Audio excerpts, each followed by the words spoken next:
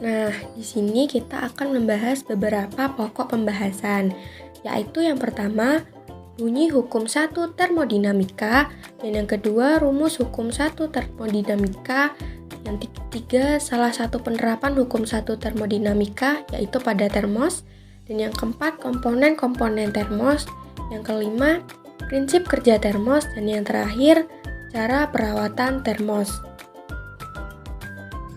Bunyi hukum 1 termodinamika.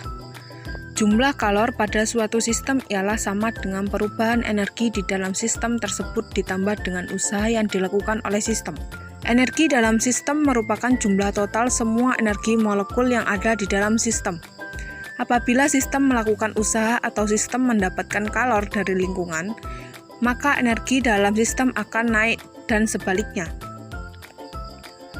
Dengan demikian, dapat kita simpulkan bahwa perubahan energi pada sistem tertutup ialah selisih kalor yang diterima dengan usaha yang dilakukan sistem. Rumus hukum 1 termodinamika. Dari bunyi hukum 1 termodinamika, maka rumus hukum 1 termodinamika dapat dituliskan sebagai berikut ini.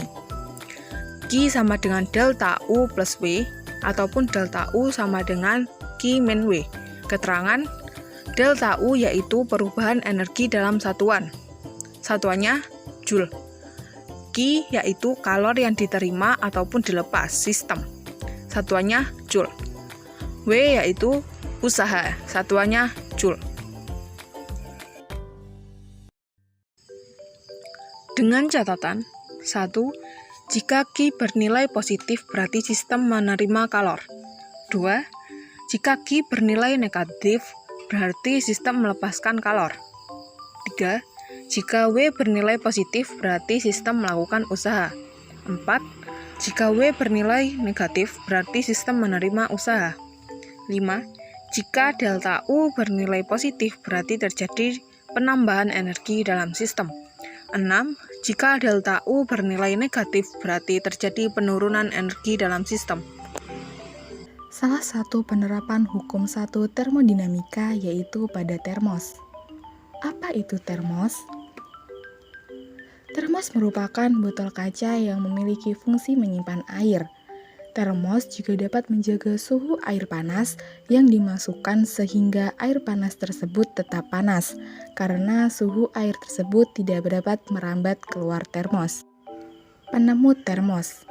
Sejarah termos ini bermula dari ambisi James Dewar, seorang ilmuwan Universitas Oxford, untuk mengubah udara dari wujud gas ke wujud cair. Dewar mencoba membuat mesin pendingin. Sampai akhirnya pada tahun 1885, Dewar berhasil mencairkan udara. Kemudian, Dewar berhasil memproduksi oksigen cair pada tahun 1891. Namun, oksigen cair ini cepat menguap karena cairan cepat menyerap panas dari udara sekitar.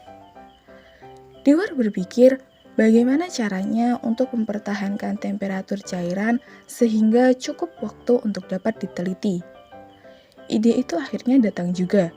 Dia menempatkan bejana gelas di dalam bejana gelas lainnya. Nah, di antara dua dinding bejana gelas tadi terdapat ruang vakum yang tipis. Susunan ini dapat mempertahankan cairan tetap dingin. Inilah tonggak berkembangnya riset temperatur rendah. Komponen-komponen pada termos. Yang pertama terdapat tutup sumbat termos untuk mencegah perpindahan kalor secara konduksi. Yang kedua terdapat dinding dalam kaca untuk mencegah perpindahan kalor dari air panas agar tidak diserap oleh dinding. Yang ketiga, terdapat dinding luar kaca untuk mencegah perpindahan kalor secara radiasi. Yang keempat, terdapat ruang hampa udara atau vakum untuk membatasi kemungkinan panas hilang dari dalam atau masuk ke dalam termos dengan konveksi. Yang kelima, terdapat dinding pelindung kaca sebagai isolator antar tabung kaca dengan udara sekitar. Yang keenam, terdapat karet penahan kaca untuk menjaga posisi botol kaca tetap di tempatnya. Termos dibuat dari kaca yang berdinding rangkap. Di antara dinding itu dibuat hampa udara dan salah satu dindingnya dilapisi oleh lapisan perak agar kalor dari air panas tidak diserap oleh dinding dan agar tidak terjadi perpindahan kalor secara radiasi. Prinsip kerja termos. Termos terdiri dari dua lapisan, lapisan dalam dan lapisan luar. Lapisan dalam dilapisi dengan material perak atau kaca agar dapat mempertahankan panas. Itulah sebabnya mengapa sewaktu kalian melihat bagian dalam termos akan terlihat material berkilau seperti kaca. Antara lapisan dalam dan lapisan luar terdapat sebuah ruangan kosong dan dalam kondisi vakum, yaitu kondisi di mana udara tidak dapat masuk dan keluar.